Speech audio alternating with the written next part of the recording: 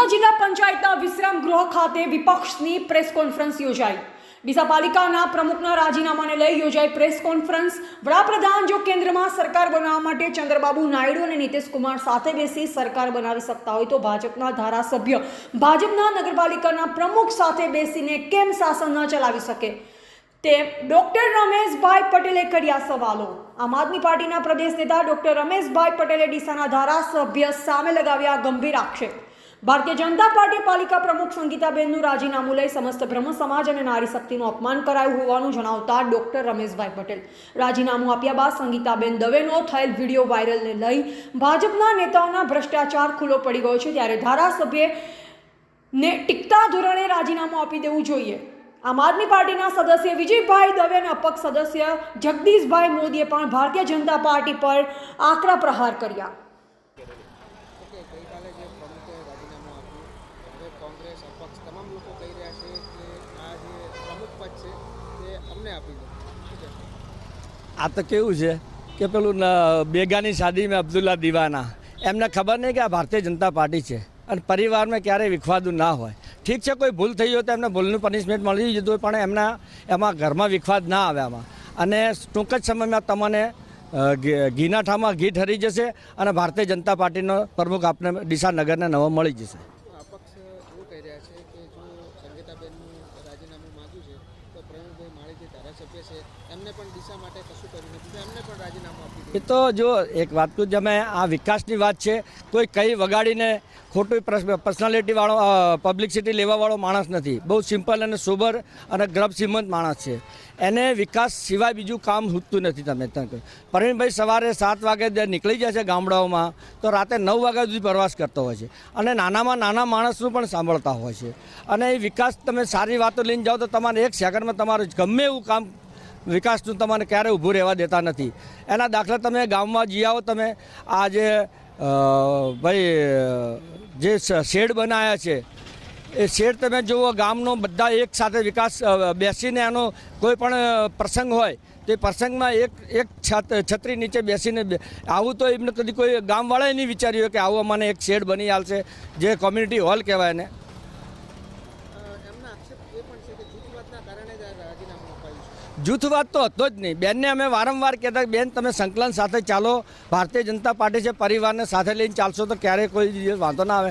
પણ બેનને શિખર ક્યાં કે કઈ લાઈનથી દૂર ચાલતા હતા એ ખબર નહીં, એટલે એમને આ છેવટે એમને પરિણામ ભોગવવું પડ્યું। Okay, rolling. ગઈકાલે ડીસા નગરપાલિકાના પ્રમુખ સંગીતાબેન દવેનું રાજીનામું ભારતીય જનતા પાર્ટી દ્વારા માગવામાં આવ્યું। આમ જોવા જઈએ તો ડીસાના હજારો પ્રશ્ન છે કે જે ખરેખર એ પ્રશ્નોનું સમાધાન લાવવાની ખૂબ જરૂર છે। પ્રશ્નોની આપણે વાત કરીએ તો ડીસામાં ટાઉનમાં રખડતા ઢોરોના પ્રશ્નો હોય, પછી ટ્રાફિકનો સમસ્યા હોય, ગેરકાયદેસર જે એવી સરકારી જમીનો છે એમાં ગેરકાયદેસર દબાણો અને ગેરકાયદેસર કન્સ્ટ્રક્શનો થઈ રહ્યા છે। જે પણ નવા બિલ્ડિંગો બની રહ્યા છે એમાં કોઈ પણ નીતિ નિયમ કે ટ્રાફિકનું આયોજન કર્યા વગર એમને ખુલ્લેઆમ પરમિશન આપવામાં આવે છે।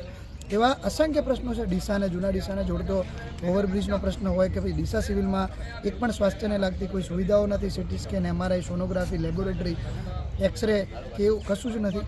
તો આ પ્રશ્નોના સમાધાન કરતાં આ લોકોને નગરપાલિકાના પ્રમુખ બદલવામાં રસ છે। એ લોકોને એટલા માટે પ્રમુખ બદલવો છે કે જે પણ નગરપાલિકામાંથી મલાઈ આવે છે એ મલાઈ જો આપણો માણસ હોય, આપણા સમર્થિત માણસ હોય, આપણો જાણીતો માણસ હોય, આપણો માનીતો માણસ હોય અને આપણી પેનલનો માણસ હોય તો એ મલાઈ આપણા ઘરે આવે, એમાં સૌથી વધારે ટકાવારી આપણને મળે। એટલા માટે મને એવું લાગે છે ક્યાંક ને ક્યાંક આ જે કાવતરું અને ષડયંત્ર થયું છે। બીજું કે ભારતીય જનતા પાર્ટી હંમેશા નારી સશક્તિકરણની વાતો કરતી હોય છે। સંગીતાબેન દવે એ પહેલેથી ભારતીય જનતા પાર્ટી સાથે જોડાયેલા છે। બીજું એ બ્રહ્મ સમાજના આગેવાન છે।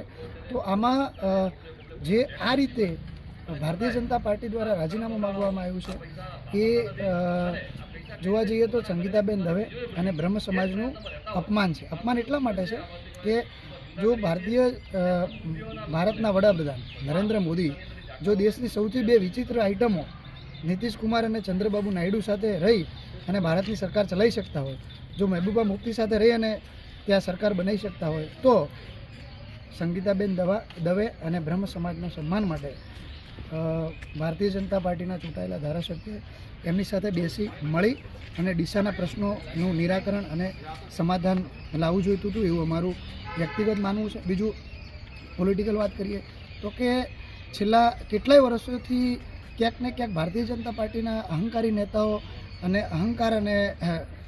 અહંકારના નશામાં ડૂબેલા નેતાઓના કારણે ડીસાનો વિકાસ ક્યાંક ને ક્યાંક રૂંધાયેલો છે. તો ગુજરાતીમાં એક કહેવત છે કે ખૂંટો બદલવાથી ભેંસ વધારે દૂધ ના આપે.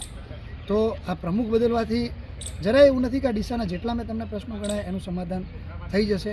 તો મારી ભૂપેન્દ્રભાઈ પટેલ અને સી.આર. પાટીલ સાહેબને વિનંતી છે કે તમારે જો ખરેખર ડીસાનો વિકાસ જોઈતો હોય તો ભારતીય જનતા પાર્ટીના ચૂંટાયેલા ધારાસભ્યશ્રીનું રાજીનામું માંગવું જોઈએ. અને એ જો ન માંગી શકો તો પોતાના નૈતિકતાના ધોરણે ભારતીય જનતા પાર્ટીના ધારાસભ્યશ્રીએ રાજીનામું આપી દેવું જોઈએ.